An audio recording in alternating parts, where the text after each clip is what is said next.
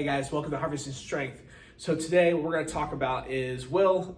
You've seen a video of him before doing the deadlift. We talked about his mechanics and how to improve his hip extension, but right now we're going to look at his bench press. So when we start the video, you're going to see him hit a PR of 341 pounds and how we developed his bench press. So essentially what had occurred was that we noticed that with Will, the bench press looked strong, but a lot of the things I wanted to work with him, especially at the end point of his training to work up to his meet, was his lockout strength, his transitional speed and strength, and then just learning to really hoist the weight off his chest after a good amount of control coming down to his chest. So one of the things I've talked about in my previous book, Bench Press Bully, is controlling the iron.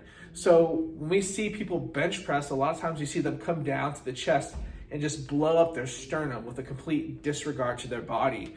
And I think a lot of that's gonna really take away tension established for a dominant press. So if you think about it, during that negative phase of the movement, coming down to your chest is starting to stretch. It's that eccentric stretch.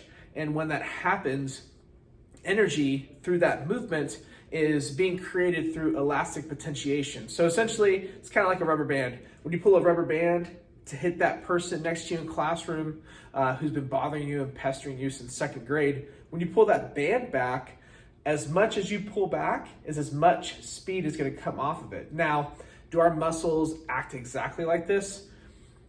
I mean, no. I mean, it's not the same, but some other scientist with a PhD might come in here and try to blow up my YouTube and say otherwise. But essentially, where I was going with that analogy is the pull of the rubber bands, kind of like the chest with the muscles there, where we come down to our chest, we're establishing that tension, we're building back, we're getting that rubber band pulled back, being nice and accurate. But when we come down and we get to our chest and we can feel the bar there, we want to keep that tension. We're going to get our traps super tight and our lats super tight. And when they say press, boom, you want to come off with a tremendous amount of speed. So let's look at some of the stuff he's doing to improve his press. We're going to look at, first of all, his PR.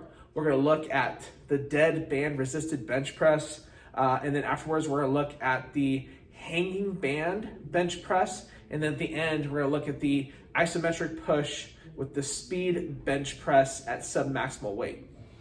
All right, so right here we got Will working on his PR, hit 341. Now, when you watch the video, it's going to be a little controversial. I guess on paper, technically, he did not get it, but he does lift it to the top. But regardless, we do notice that he controls the weight, does very well, comes off his chest after a press, and then finishes it up. Now, I knew that finishing the lift was a little tough for him, so here are some things that I worked on with him to get him better. Dead bench, band resisted. Notice how the weight is in a place just a couple inches off his chest, so it's not about bottom strength, but working to lock out. And then as he does extend upward, he does have to work on locking out against the bands. And then right here, hanging band bench press. I love this because right there you saw it. It really does showcase imbalance, and the weights will hit the ground. This wasn't the best setup per se, but the weights will hit the ground, so he'll lose a bunch of weight on the bottom of the press, and then when he presses with explosiveness, he'll get to the point where he catches the bands and then has to fight through that instability. So it just really works on that transitional speed. And then right here we got the isometric press for 5 seconds, followed by a sub-max lift of 2 speed presses on bench press. So you push for the isometric to really get the PAP, post-activation, potentiation going. So the isometric really does get the body triggered, and then these sub-maximal lifts with the bench press for speed just really work on fighting through that lockout point and getting better. All right, so big picture with all this said and done, we've worked a lot of different parts of his bench press. Something I've had a great time working with all my clients is getting to know them and to see what they were doing before with their program. And a lot of times you'll meet these individuals and what they were doing to elevate their press or their deadlift or their squat or their overhead press, whatever it was, they were doing various movements with different types of resistance, like, dumbbells or bands or chains. But a lot of it was just very generalized. So I almost felt like they were trying to get themselves in a fatiguing state and hopefully with time just grow in strength. But I didn't see a lot of them working on power and explosiveness and at the same time variations. So here's what it comes down to. If you want to be a better bench presser, you're going to want to bench press. But I'm not saying always bench press with the traditional bar, the traditional percentages. Maybe you use the band, maybe you use the chains, but with the intention of having speed and being powerful. But then maybe we do some other things too. The dead bench, that's another variation of the press that's going to work your bottom strength.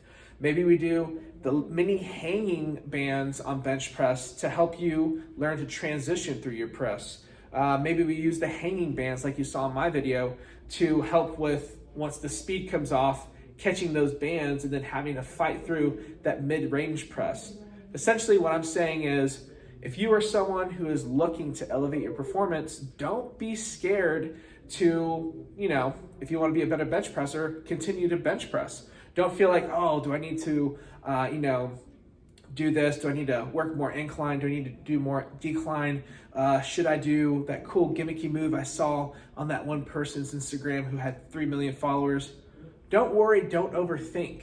You don't have to have all the excitement, the coolness, and the creativity and the frills to make a workout seem like it's just going to be the best thing for you. So my big thing is hopefully you learn something from this video and to learn, to look past the gimmicks and to look past the traditional ideas of strength.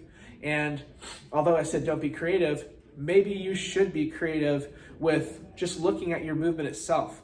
I think the biggest struggle is self-assessment, being able to look at yourself and to say, what am I lacking and what do I need to develop on?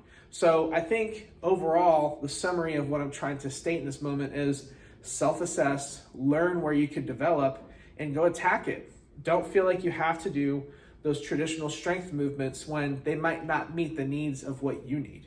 For Will, he met his needs, and I think he's going to be very successful in this meet coming up in about 4 weeks. If you have more questions or want to check out my latest ebook, go to harvestingstrength.com. And if you want to check out the ebooks, you can do /ebook or just click on the website and find your way there. Thank you guys so much for your support, and hopefully you guys continue to check out my content. And hey, let's get a conversation going. Check out the website, send a message, put a little comment below. Make sure you press the like, subscribe, and get more content in the future. Thank you so much. If you have more questions, please check out my website, harvestingstrength.com. Right here, you can go to my ebook section and check out Bench Press Bully. It's an 8-week program followed by, or rather including, a historical review, the anatomy of the press, and just some tips towards pressing precision, being the bully at the gym who just conquers heavyweight.